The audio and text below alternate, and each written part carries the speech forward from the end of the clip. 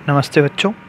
10वीं कक्षा का पहला चैप्टर रियल नंबर्स के बारे में हम बात करेंगे। अपरिमेय संख्याओं के बारे में बात करेंगे आज। लेकिन उससे पहले आइए जान लेते हैं एक बार परिमेय संख्या क्या होती है, यानी कि रैशनल नंबर क्या होता है। परिमेय संख्या बोलते हैं इसे हिंदी में।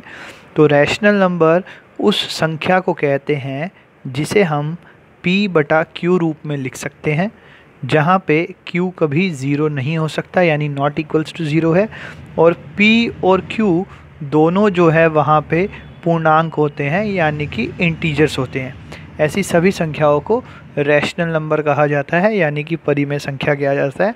Any number which can be written in the form p/q where q is not equals to zero. q non zero का मतलब है नीचे वाली संख्या कभी ज़ीरो नहीं आ सकती। And p and q are both are integers. p और q दोनों इंटीजर होने चाहिए, पूर्णांक होने चाहिए। यही फ़र्क है रैशनल और इरेशनल में। तो अगर हम इरेशनल नंबर की बात करते हैं तो इरेशनल संख्या को भी, नंबर को भी p/q रूप में लिखा जा सकता है।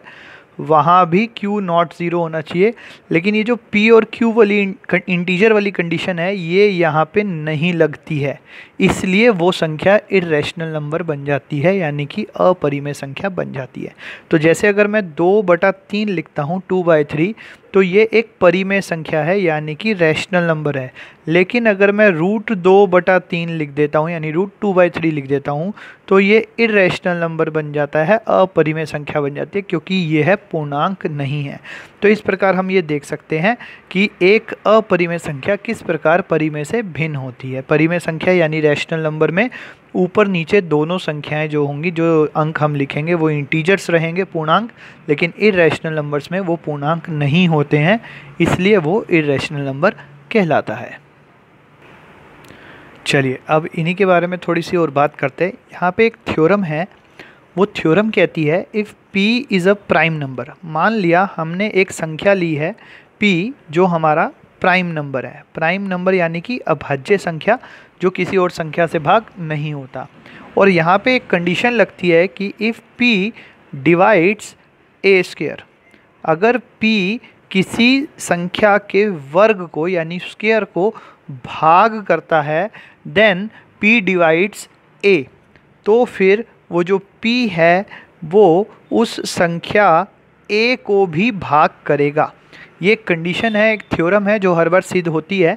If p is a prime number, यदि p एक अभाज्य संख्या है, and if p divides a², और अगर p उस किसी भी संख्या के वर्ग को भाग कर सकता है, देन p डिवाइड्स a, तो वो p जो है उस संख्या को भी भाग करेगा। आइए इसका एक उदाहरण लेके मैं आपको बात समझाता हूँ। मान लिया हमने p को लिया है 3, जो कि एक प्राइम नंबर है, और अब हमें कोई एक ऐसा वर्ग लेना है जो 3 से भाग होता हो। तो हम लेते हैं 36, a का वर्ग बराबर 36, और हम देख सकते हैं कि जो 3 है वो 36 को भाग करता है। 3 डिवाइड्स 36, और 36 किसका वर्ग है? 6 का। तो इसका मतलब जो हमारा a है वो क्या हो गया, यहाँ पे 6 हो गया। तो हम ये देखते हैं कि 3 डिवाइड्स 6 ऑल्सो, कि 3 जो है वो 6 को भी भाग करता है। तो इस प्रकार यदि कोई अभाज्य संख्या यानी प्राइम नंबर किसी संख्या के वर्ग को भाग कर सकता है, या वो वर्ग उससे भाग होता है, तो फिर वह संख्या भी उस प्राइम नंबर से यानी अभाज्य संख्या से भाग होगी। ये हमारी एक थ्योरम है। आइए बच्चों, अब इसी से जुड़ी कुछ और बातें मैं आपको बताना चाहूँगा। जब एक संख्या, कोई भी एक संख्या किसी दूसरी संख्या को पूरी तरह से भाग कर लेती है, तो वो उसका फैक्टर बन जाती है।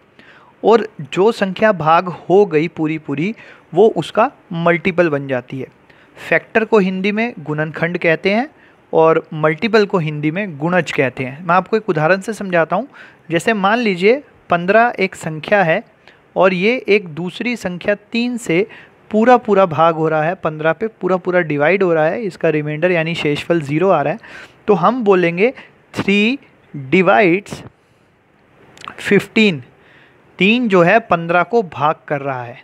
इसी बात को हम इस प्रकार भी बोल सकते हैं, 15 इज़ डिविजिबल बाय 3, यानी 15 जो है 3 से भाग हो रहा है। इसी बात को हम ऐसे भी बोल सकते हैं, 3 इज़ अ फैक्टर ऑफ 15। 3 जो है 15 का एक गुणनखंड है। और इसी बात को हम ऐसे भी बोल सकते हैं कि 15 is a multiple 15 is a multiple of 3। 15 जो है वो 3 का एक गुणज है, यानी कि मल्टीपल है। तो इस प्रकार ये जो 4 स्टेटमेंट हमने यहाँ लिखी हैं, ये चारों स्टेटमेंट कहीं ना कहीं एक ही बात की तरफ इशारा करती हैं। 3 डिवाइड्स 15 यानी 3 15 को भाग कर रहा है। 15 इज़ डिविजिबल बाय 3 यानी 15 3 से भाग हो रहा है। 3 इज़ अ फैक्टर ऑफ 15, 3 15 का एक फैक्टर है। 15 इज़ अ मल्टीपल ऑफ 3, 15 जो है 3 का एक मल्टीपल है। ये सारी बातें आपने ध्यान रखनी है, या आपको जो नेक्स्ट टॉपिक है उसको समझने में मदद करेगी। तो जब भी आप नेक्स्ट वीडियो देखेंगे टॉपिक 6 का, तो उसके लिए पहले टॉपिक 5 का वीडियो अच्छे से समझ लीजिएगा, ये सारे पॉइंट्स अच्छे से समझ लीजिएगा। नेक्स्ट टॉपिक जो हम समझेंगे वो समझेंगे कि prove that √2 is an irrational number. Prove that √2 is irrational. सिद्ध करें कि √2 एक अपरिमेय संख्या है। इसको सिद्ध करने के लिए हमें ये सारे पॉइंट्स समझने, ध्यान में रखने पड़ेंगे जो भी हमने यहाँ पे सीखे हैं। बाकी अगले वीडियो में। धन्यवाद।